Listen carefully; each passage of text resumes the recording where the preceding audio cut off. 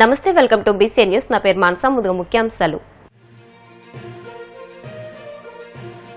పలు కీలక నిర్ణయాలకు కేబినెట్ గ్రీన్ సిగ్నల్. మంత్రివర్గ సమావేశం తీసుకున్న నిర్ణయాలను మీడియాకు వెల్లడించిన మంత్రి కొలుసు పార్థసారథి. వచ్చే నెల 9న విజయవాడలో వైసీపీ ఆధ్వర్యంలో బీసీ రణబేరి. బీసీలపై చంద్రబాబు చేస్తున్న కుట్రలు కుతంత్రాలు చర్చించనున్న మాజీ మంత్రులు జోగి రమేష్, విడతల రజని. సింహాచలం గిరి ప్రదక్షిణకు విస్తృత ఏర్పాట్లు. ఎలాంటి అవాంఛనీయ ఘటనలు జరగకుండా అన్ని శాఖలు సమన్వయంతో పనిచేయాలని జిల్లా కలెక్టర్ అభిషేక్ కిషోర్ ఆదేశం.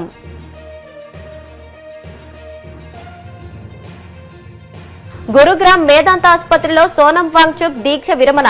కేంద్ర మంత్రుల చేతుల మీదుగా నిమ్మరసం తాగి సుదీర్ఘ దీక్షకు స్వస్తి. అమరావతి సచివాలయంలో సీఎం చంద్రబాబు అధ్యక్షతన మంత్రివర్గ సమావేశం జరిగింది. సుమారు 3 గంటల పాటు సాగిన ఈ భేటీలో పలు కీలక అంశాలపై చర్చించి ముఖ్యమైన నిర్ణయాలు తీసుకున్నారు. చేనేత కార్మికులకు అండగా నిలిచే నేతన్న భరోసా పథకానికి పచ్చజెండా ఊపిన కేబినెట్. 2వ దశ ప్రభుత్వ ఉద్యోగాల భర్తీ అంశాన్ని మాత్రం మరింత అధ్యయనం కోసం మంత్రివర్గ ఉపసంఘానికి అప్పగించింది. భోగాపురం విమానాశ్రయం పనుల పురోగతిపై కేబినెట్ లో సుదీర్ఘంగా చర్చించారు. దీంతో పాటు పలు ప్రాజెక్టులకు పరిపాలనా అనుమతులు మంజూరు చేశారు. పుష్కరాల నిర్వహణ, భద్రతా ఏర్పాట్ల కోసం 50 కోట్ల రూపాయలు మంజూరు చేశారు. కేబినెట్ తీసుకున్న కీలక నిర్ణయాల్లో మంత్రి కొలుసు పార్థసారథి మీడియాకు వివరించారు. కేబినెట్ సమావేశంలో రాష్ట్ర అభివృద్ధికి, దివ్యాంగులకు మేలు చేసే నిర్ణయాలు, రైతులకు సంబంధించిన అనేక విషయాల మీద చర్చ జరగటమే కాకుండా అనేక ప్రతిపాదనలకి కేబినెట్ ఆమోదం కూడా తెలిపిందని చెప్పేసి మనం చేస్తా ఉన్నాను. దాంట్లో ముఖ్యంగా బాపట్ల జిల్లా వేదుళ్లపల్లిలో వినికిడి లోపం ఉన్న విద్యార్థుల కోసం 26-27 విద్యా సంవత్సరం నుండి బీకామ్, కంప్యూటర్ అప్లికేషన్స్ మరియు ఆర్టిఫిషియల్ ఇంటెలిజెన్స్ సర్టిఫికేషన్ కోర్సులతో 30 మంది విద్యార్థుల ప్రవేశన సామర్థ్యంతో ఒక ప్రభుత్వ డిగ్రీ కళాశాలను ఏర్పాటు చేసేందుకు చేసిన ప్రతిపాదనకు రాష్ట్ర మంత్రిమండలి ఆమోదం తెలిపింది. ఇక్కడ ఏంటంటే 1999-2000 నుంచి కూడా ఈ ఏదైతే వినికిడి లోపం ఉందో వాళ్ళు 100% ఉత్తీర్ణత సాధిస్తూ ఉన్నారు ఇంటర్మీడియట్లో. కానీ వాళ్ళ కోసం ఒక ప్రత్యేకంగా కోర్సు కాలేజీ ఏమీ లేకపోవటం, ముఖ్యమంత్రి గారు ఇంతకు ముందే హామీ ఇవ్వటం, వీటన్నిటిని దృష్టిలో పెట్టుకుని ఈ కాలేజీని ఏర్పాటు చేయాలని చెప్పేసి, అంటే 100% ఉత్తీర్ణత ప్రతి సంవత్సరం 450 మంది వరకు పాస్ అవుతూ ఉన్నారు. ఇది 100% రిజల్ట్తో.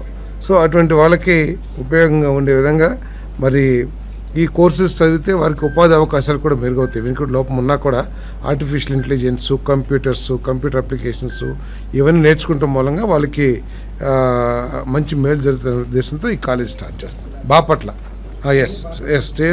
స్టేట్ వైడ్గా అయితే కాలేజీ బాపట్ల వేస్తాం. ఆంధ్రప్రదేశ్ మున్సిపాలిటీల చట్టం 1965కు సవరణ జరిగే వరకు శ్రీకాకుళంలోని ఎల్పీ నెంబర్ 38/82Aలో 333.3 చదరపు గజాల మున్సిపల్ ఖాళీ స్థలంలో ప్రజాపిత బ్రహ్మకుమారిస్ ఈశ్వరీయ విశ్వవిద్యాలయం శ్రీకాకుళం శాఖ లీజు ప్రాతిపదికన కొనసాగేందుకు అనుమతి ఇచ్చే ప్రతిపాదనకు రాష్ట్ర మంత్రి మండలి ఆమోదం తెలిపింది. అంటే ఈ సంస్థకి, ఎందుకంటే ఇది ఎన్జిఓ పేరున్న ఎన్జిఓ కాబట్టి ఇంత ముందే ఇచ్చారు. కాకపోతే మున్సిపాలిటీకి కేవలం 25 సంవత్సరాలకి లీజ్ ఇచ్చే అధికారం ఉంటుంది కాబట్టి 20 సంవత్సరాలు అయిపోయింది. దీన్ని పొడిగించడానికి ఈరోజు ఈ ప్రతిపాదన ద్వారా చేకూరుతుందని చెప్పేసి మనం చేస్తాం. మరి 2027 జూన్, జూలై నెలల్లో జరగనున్న గోదావరి పుష్కరాలని అత్యంత ప్రతిష్టాత్మకంగా ఈ ప్రభుత్వం నిర్వహించబోతూ ఉంది. కొన్ని కోట్లాది మంది భక్తులు మరి గోదావరి పుణ్యస్నానం చేయటానికి వచ్చే అవకాశం ఉంది కాబట్టి ఈ పుష్కరాలని సమర్థవంతంగా ప్రజలకి సౌకర్యవంతంగా నిర్వహించాలనే ఉద్దేశంతో మరి భద్రత మరియు బందోబస్తు ఏర్పాట్లు చేపట్టేందుకు అయ్యే వ్యయం కోసం 50 కోట్లు మంజూరు చేసే ప్రతిపాదనకు రాష్ట్ర మంత్రి మండలి ఆమోదం తెలిపింది. అంటే ఈ నిధుల్ని ట్రాఫిక్ నిర్వహణ కోసం కానివ్వండి, వైద్య సదుపాయాల కోసం కానివ్వండి, లేదా కెమెరాస్ కానివ్వండి, గజ ఈతగాలం లోపలికి వెళ్తే ఏదైనా ప్రమాదాలు, అంటే రకరకాల అంటే మెరుగైన సేవలు అందించడానికి ఈ నిధులు ఉపయోగించబడతాయి. అగ్నిమాపక సేవల విస్తరణ మరియు ఆధునీకరణ కోసం 15వ ఆర్థిక సంఘం గ్రాంట్ ఇన్ ఎయిడ్ పథకం కింద పనులు, పరికరాలు, వాహనాలు, ఆధునికీకరణ సామాగ్రి మరియు మౌలిక సదుపాయాల కార్యకలాపాలను 4 ప్రభుత్వ రంగ సంస్థలకు అప్పగించడంలో రాష్ట్ర విపత్తు స్పందన మరియు అగ్నిమాపక సేవల డైరెక్టర్ జనరల్ విజయవాడ తీసుకున్న చర్యను ధృవీకరించే ప్రతిపాదనకు రాష్ట్ర మంత్రి మండలి ఆమోదం తెలిపింది.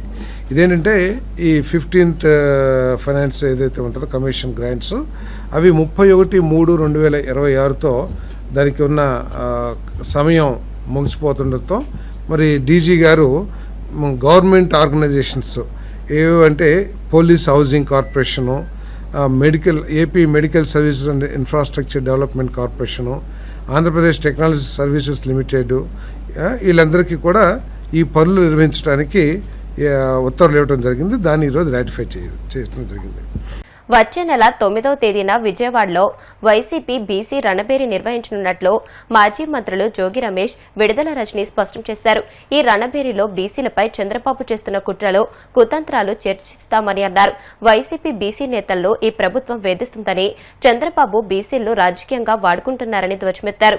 బీసీల ఐక్యత చాటేలా ఈ రణబేరి ఉంటుందని అన్నారు. జగన్ నాయకత్వంలో బలహీన వర్గాల్లో నడవాల్సిన అవసరం ఉందని అన్నారు. బీసీలంటే బ్యాక్వర్డ్ క్యాస్ట్ కాదు, బ్యాక్ బోన్ అని జగన్ నిరూపించారని అన్నారు. సామాజిక న్యాయం జగన్తోనే సాధ్యమని, ఆయన మాత్రమే బీసీలకు న్యాయం చేస్తారనే నమ్మకం ఉందని అన్నారు. కూటమి ప్రభుత్వం కుప్పకూలిపోయే టైం దగ్గరలోనే ఉందని హెచ్చరించారు.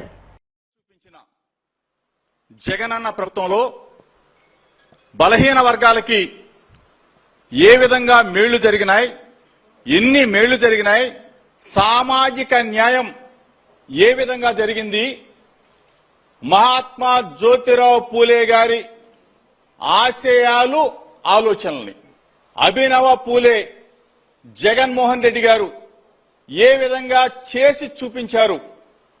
స్వతంత్ర భారతదేశ చరిత్రలో స్వతంత్రం వచ్చిన తర్వాత ఆంధ్రప్రదేశ్ రాష్ట్రంలో బలహీన వర్గాలని ఏ విధంగా బలవంతులుగా తీర్చిదిద్దాడు ఒక్కసారి ఆలోచన చేసుకుని గత 5 సంవత్సరాల జగనన్న పరిపాలన, అంతకుముందున్న చంద్రబాబు నాయుడు పరిపాలన, ఈ 2 సంవత్సరాల 3 నెలల కాలంలో చంద్రబాబు నాయుడు బలహీన వర్గాలను ఏ విధంగా బాధ పెడుతా ఉన్నాడు, హింసిస్తా ఉన్నాడు, బలహీన వర్గాలైన మా నాయకుల పట్ల ఏ విధంగా కఠినంగా కఠోరంగా వ్యవహరిస్తా ఉన్నాడు, మమ్మల్ని ఏ విధంగా అణచివేతకు గురి చేస్తా ఉన్నాడు అనేది సమాజానికి తెలియజెప్పాలా, ప్రజలకు తెలియజెప్పాలా.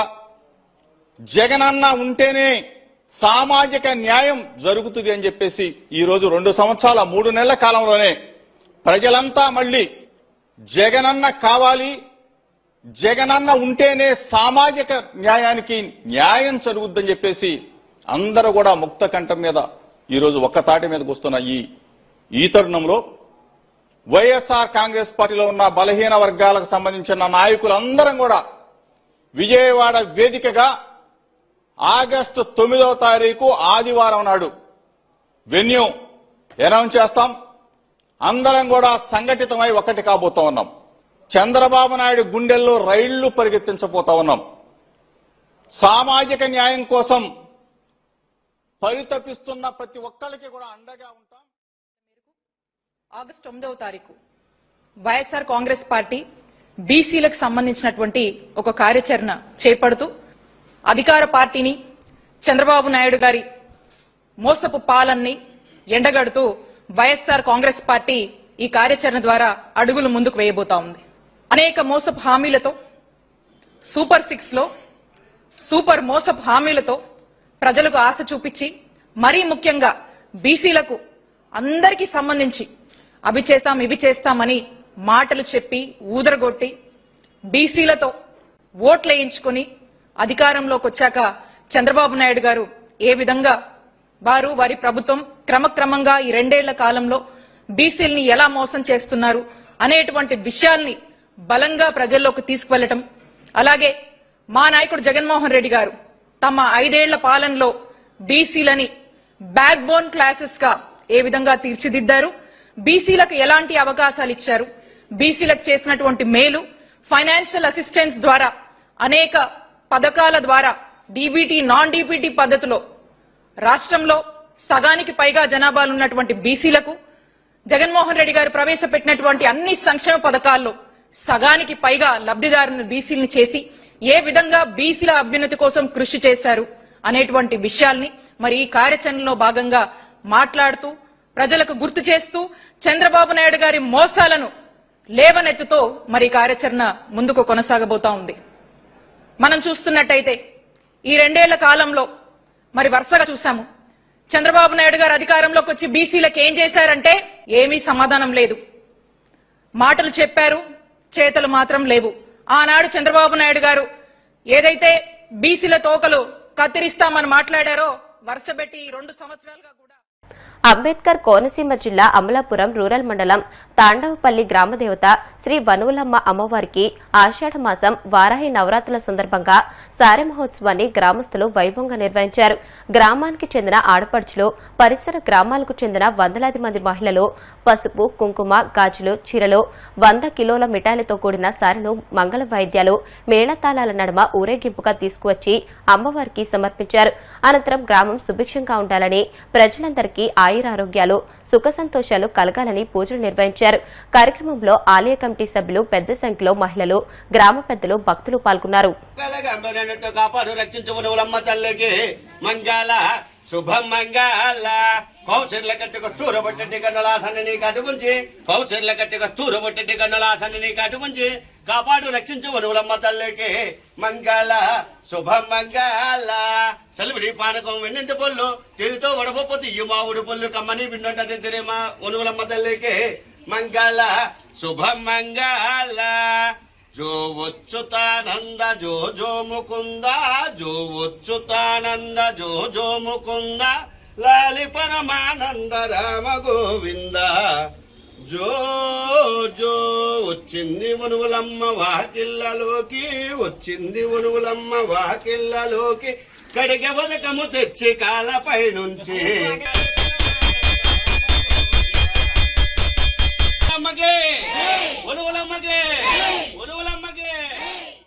ఇక్కడ వెలిసిన వనువులమ్మ తల్లి అమ్మవారు మాకు ఇదే మొదటిసారిగా మేము ఆషాఢం అమ్మవారికి సారీ చీర పెట్టడం మాకు ఇది చాలా సంతోషంగా ఉందండి.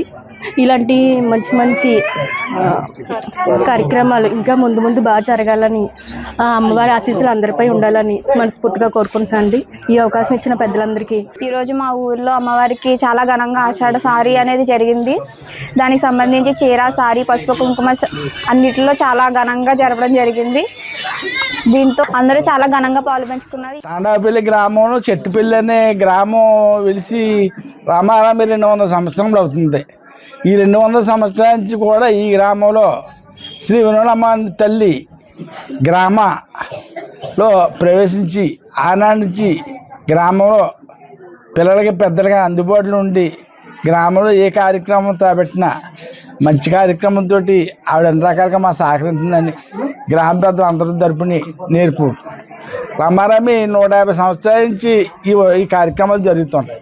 ఈ అమ్మవారికి ప్రతి సంవత్సరం మన మే 15వ మే నెల చైత్ర శుద్ధమి సప్తమి తిథికి అమ్మవారు పుట్టిన రోజు చేస్తాం. అలాగా మార్గశిర మాసం సప్తమి తిథికి మళ్ళీ ఆ గుడిలో మా అమ్మవారికి పుట్టినరోజు చేస్తాం. అలాగే ప్రతి సంక్రాంతికి 3 పండుగల మన్నాడు గ్రామస్తులు అందరితో సహకారంతో గ్రామంలో అమ్మవారు ఉత్సాహాలు జరిపించుకోవటం పూర్వం నుంచి మా పెద్ద సహకారంతో ఆనాటి ఈనాటికి అన్ని రకాలుగా చేసుకుంటున్నాం. ఈ సంవత్సరం కొత్తగా అమ్మవారికి ఆషాఢ మాసం సారీ చీర కార్యక్రమం పెట్టాలని మా పెద్ద సమక్షంలో గ్రామ పెద్ద అందరూ కూర్చుని ఆలోచించుకుని ఈ రోజున ఈ కార్యక్రమం పెట్టాం.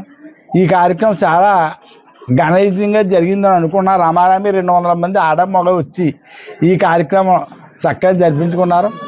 ప్రతి సంవత్సరం కూడా అమ్మవారికి ఆ గుడి పుట్టినరోజు, ఈ గుడి పుట్టినరోజు, అలాగే ఆషాఢ మాసంలో సారి కార్యక్రమం కూడా పెట్టుకుని ఈ గ్రామంలో కార్యక్రమం చేయాలని మా పెద్ద అందరి సమస్యలోని ఏకపక్షం నిర్ణయం తీసుకుని నేను ఈ కార్యక్రమం చేయవలసిందిగా విలేకరులు అందరికీ నా హృదయం. ఇప్పుడు కాసేపు ప్రకటనలు.